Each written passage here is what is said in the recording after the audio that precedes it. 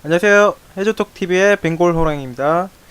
네, 오늘은 이전에 제가 중국 증시가 되게 원래 가장 핫한 증시였잖아요. 그래서 이제 중국이 최근에 지금 산업 생산도 2014년 이래로 전년 대비 8점 몇 프로 상승했어요. 8점 몇 프로 상승했는데 이따가 제가 경기 지표도 같이 보면서 중국이 원래 이제 경기 부양을 어떻게 할 것인지에 대해서 제 블로그 내용과 함께 같이 리뷰를 좀 해보도록 할 텐데요. 우선 중국의 중장기 매크로 및 투자 전략이라고 이렇게 돼 있죠. 이제 경기 회복이 어떻게 되고 작년에는 미국한테 두드려 맞는다고 이게 좀 힘을 못 썼잖아요. 그리고 중국의 위안화도 보면 달러 대비 위안 달러 환율이죠. 위안 달러 환율도 되게 급격하게 또 상승을 했고 거의 7위안을 넘을 뻔했는데 그래도 7위안은 넘어가지 않고 그의 상한선을 좀 정해놓고 움직인 것 같았어요. 중국은 예전에 이제 달러 패깅할 때는 관리 고정 환율제였어요. 고정 관리 환율제였고 이제 기축 통화가 됐죠. 기축 통화가 됐는데 이 기축 통화가 달러의 영향을 덜 받기 위해서 17개 통화랑 연동을 시켰어요. 연동을 시켰는데 그 17개 통화 연동시키면서 이제 관리 변동 환율제로 이제 바뀌었어요. 관리 변동 환율제로 바뀌고 관리는 한다는 건데 국가에서 대놓고 환율 조작을 해요. 환율 조작을 하고 이게 트럼프가 그걸 비난하는 게 예전부터 뭐 대통령이 되기 전에도 또 되고 나서도 그랬던 게 환율 조작을 많이 한다는 거, 평가절하를 일부러 시킨다는 거예요. 왜냐하면 중국은 글로벌 제조업 대국이죠.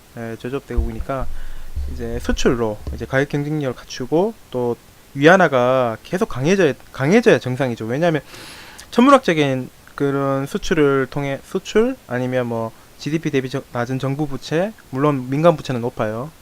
가계 기업 전체로 합하면 이제 GDP 대비 180% 정도 되는데 그것보다 어 천문학적인 이제 계속 무역 흑자가 계속 있잖아요. 그러면 계속 이제 위안화가 달러나 아니 외환이 위안화로 바뀌는 과정에서 위안화가 강해져야지 정상인데 계속 이제 위안화가 강해지는 걸 막기 위해서 조금 환율 조작을 대놓고 하죠. 외환시장 개입해서 인민은행들이. 그래서 이제 그런 것들을 이제 비판하고 나서면서 미국의 대중국 무역 적자를 이게 없애기 위해서 환율 조약국 지정하고 무역 전쟁 때리고 계속 이제 관세를 때린 게 작년 무역 전쟁의 일환이었는데요. 이게 아무래도 무역 전쟁을 이제 하다 보면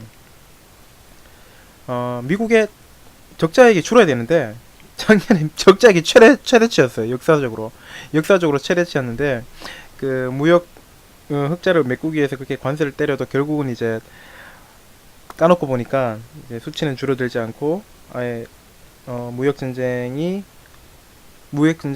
했는 게 무한할 정도로 이렇게 어, 작년 미국의 전체 무역 수지 적자액은 최대를 기록했다 역사적으로.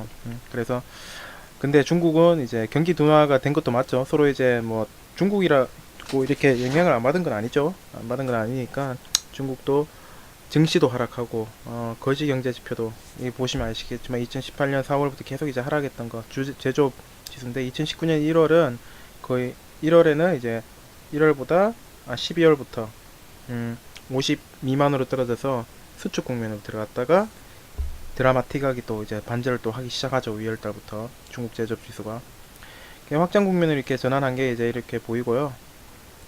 그 다음에 2015년 하반기 현재 중국의 제조업 지수가 상승하면 주가의 변화가 어떻게 됐는지 15년 하반기부터 이제 여기 수축기죠. 50 이하로 요 밑으로는 50 미만으로 떨어지면 제조업 지수 수축기, 위로는 확장기인데 수축기로 이렇게 제일 심화됐던 게 최근에가 2015년 하반기였어요. 그때부터 이제 슬슬 올라오기 시작했을 때 중국의 제조업 지수에 따라 증시가 어떻게 변했는지 또는 신흥국 증시, 그 다음에 글로벌 증시가 어떻게 변화했는지 보면 중국의 제조업과 글로벌 증시 및 신흥국 증시는 커플링이 되어 있다. 그런 거 말씀드리는 거고요. 보시면 나와 있죠, 여기.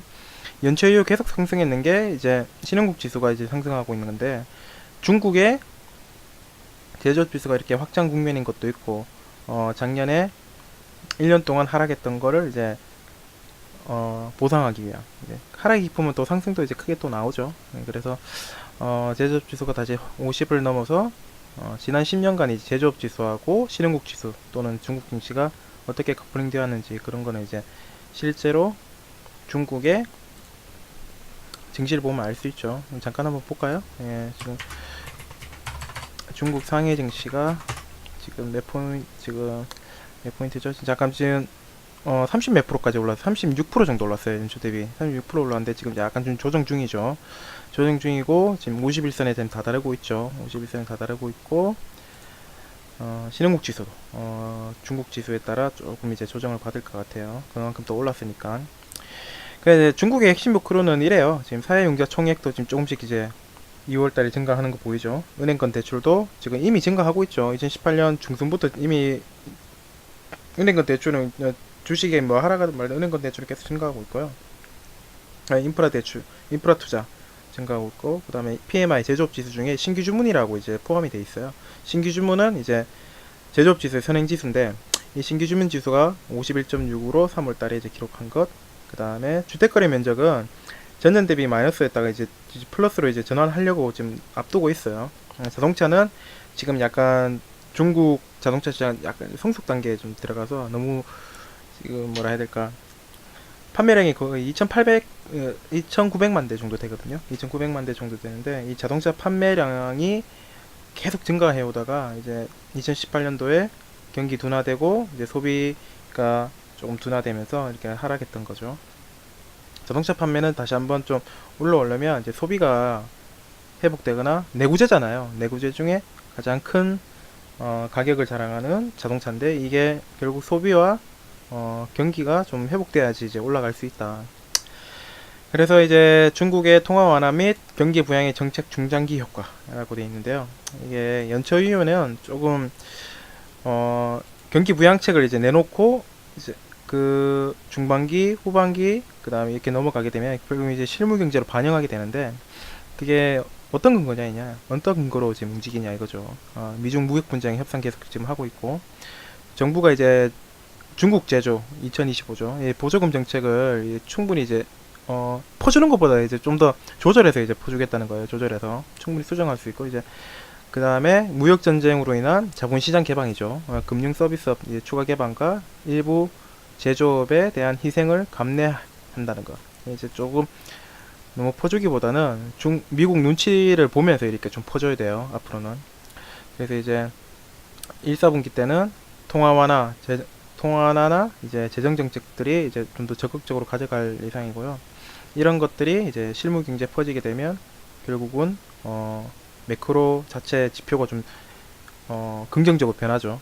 그래서 이번에 양해 전인대 전정대에서 이런 상반기 투자 경기, 하반기 소비 회복에 좀 유리하게 작용할 수 있도록 이제 정책을 계속 내놓고 있고요. 어쨌든 뭐 중국은 이제 구조적으로 이제 고속 성장하는 단계는 지난 건데 이제 다 알고 있죠. 이미 양회에서 전인대에서는 6.0에서 6.5%로 맞추겠다 그랬어요. 맞추겠다 그랬고, 이런 걸 조절하는 이제 기폭제를 어떻게 해야 되냐, 정책으로 조절할 건데, 이 정책으로 조절하는 게 제가 볼 때는 뭐 6% 초반대보다는 6% 중반, 5% 6에서 5% 사이 정도, 이제 그 정도만 이제 유지해 줄 것 같아요. 왜냐하면 이제 경기 부양책을 냈으니까 갑자기 막 6%, 5% 왔다 갔다 하지는 않을 거 아니에요. 예. 그래서 이제 중국의 경기 부양책이 실물 경제에 어떻게 퍼지는지 그걸 좀 지켜볼 만하고요. 2, 4분기는 결국은 이제 그런 정책들이 계속 누적되게 되면 이제 실물 경제에 효과가 나타나는데, 그래서 아마 3, 4월 지금 됐잖아요. 3, 4월 됐으니까 이제 4, 5개가 이제 반등하면 이제 경기 모멘텀이 이제 완전히 모양새가 바뀐다는 거를 이제 알려줄 것 같아요, 앞으로. 그래서 이제 70개 도시, 이거 보면, 70개 도시, 신규주택, 보통 이제 중국의 국가통계국 가보면 신규주택 가격을 평가를 해요. 신규주택 가격을 작년 대비, 전년 대비 상승률을 보는데, 주요 70개 도시의 상승률이 이미 벌써 지금 퍼센테이지가 올라오기 시작했죠. 제조업은 이제 연도가 바뀌고 이제 확장세로 지났었는데, 아무튼 또 2부에서 제가 또 이제 시작을 할 텐데요. 지금까지 해주톡TV였고요. 좋아요, 구독 부탁드리겠습니다. 감사합니다.